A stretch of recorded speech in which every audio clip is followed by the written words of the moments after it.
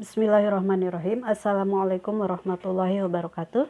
Apa kabar teman-teman semuanya hari ini? Mudah-mudahan keadaannya baik, sehat walafiat ya. Alhamdulillah hari ini kita bisa bertemu kembali dalam pembelajaran fikih, melanjutkan pembelajaran minggu lalu yaitu tentang sholat sunnah rawatib. Nah, untuk hari ini kita akan membahas tentang cara pelaksanaan sholat sunnah rawatib. Sebelumnya mari kita membaca doa terlebih dahulu dengan membacakan basmalah bersama-sama. Bismillahirrahmanirrahim. Baik. Sebelum kita melanjutkan pembelajaran selanjutnya, mari kita mengingat pembelajaran yang lalu yaitu tentang sholat sunnah rawatib. Arti dari sholat sunnah rawatib yaitu sholat sunnah yang mengiringi sholat fardu, baik dilakukan sebelum atau sesudah sholat fardu. Kemudian kapan pelaksanaan sholat sunnah rawatib? Untuk waktu pelaksanaan sholat sunnah rawatib yaitu dilaksanakan sebelum atau sesudah sholat fardu. Jika dilaksanakan sebelum sholat fardu maka disebut qobliyah, dan jika dilaksanakan setelah sholat fardu maka disebut ba'diyah. Kemudian yang ketiga, berapa bilangan sholat sunnah rawatib? Bilangan sholat sunnah rawatib masing-masing yaitu 2 rakaat. Kemudian apa saja keutamaan dari sholat sunnah rawatib? Keutamaan dari sholat sunnah rawatib yang pertama adalah menyempurnakan sholat fardu.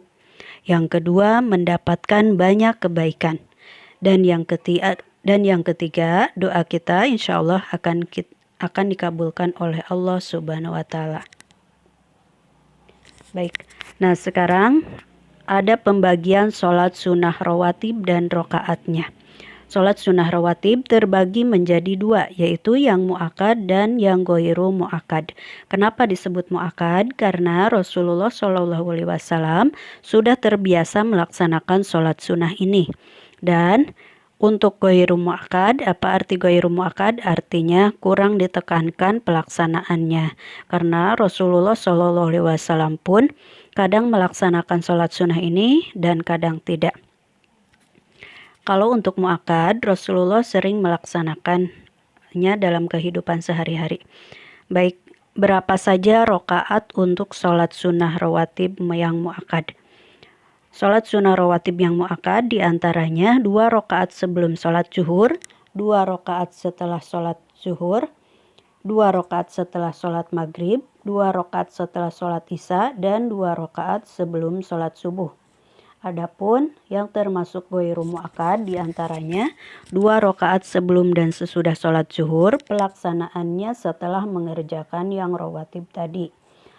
Kemudian 4 rakaat sebelum sholat asar, 2 rakaat sebelum sholat maghrib, dan 2 rakaat sebelum sholat isya.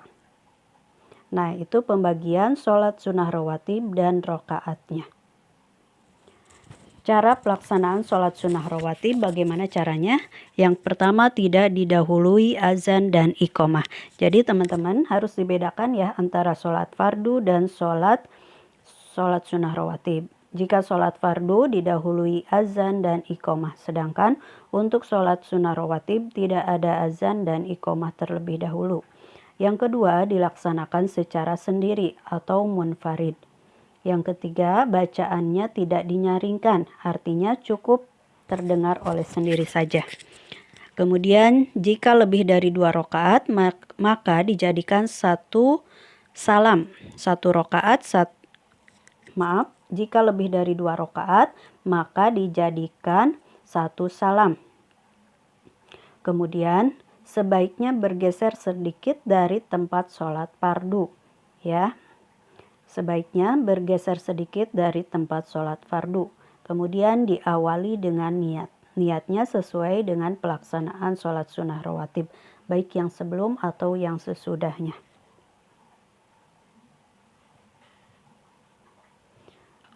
Baik teman-teman, sekarang mari kita berlatih. Mari kita isi latihan soal yang ada di halaman 12 bagian A di buku paket fikih ya. Teman-teman, mari kita berlatih latihan soal di halaman 12 bagian A di buku paket fikih.